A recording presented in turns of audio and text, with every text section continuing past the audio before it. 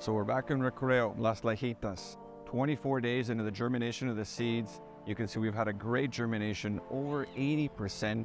That's fantastic for us. Using this natural substrate that exists here, it's a little bit of clay, a little bit of sand, a little bit of soil. It's a good mix for what the borrowed tree really likes.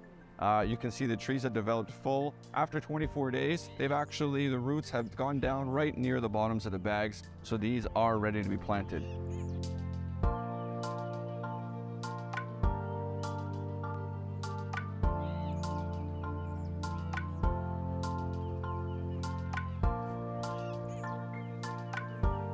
So we reached the planting stage here in El Recreo, and we have an order in which we're doing this. And here's one of the trees that we're going to plant. Been in the nursery for about just under a month now. Looks great, ready to plant. Roots have made it all the way down, as you can see, have reached almost the bottom of the bag. Perfect time for us to be planting. These are biodegradable bags, but they do take about 6 months to biodegrade. So we help the process a little bit by cutting along the edges and just loosening up to make it more easily biodegradable.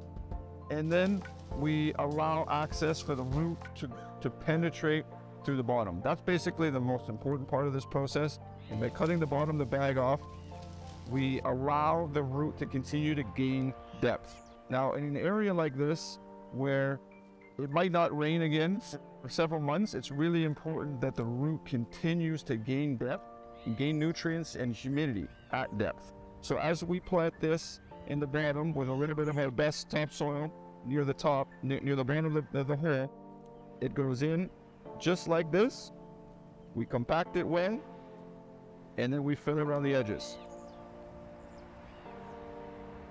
Now this is all made of substrate. Everything that's in the bag came from here.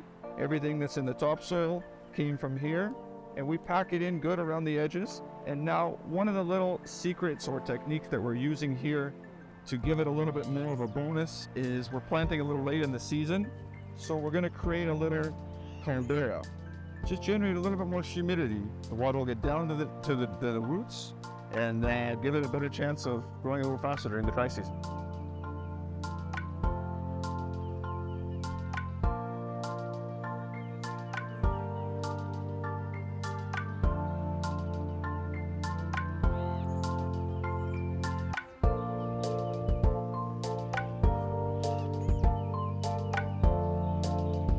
So the way we're tracking these trees is actually pretty interesting.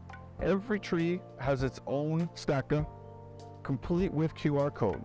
Now we can track the location, which mother tree, when it was harvested, when it was put into the nursery, the day it was planted, the height, the dimensions of this tree, all on this QR code.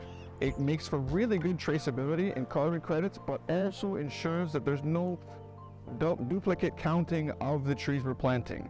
That's what's really separating us from other industries right now in the business in Bolivia.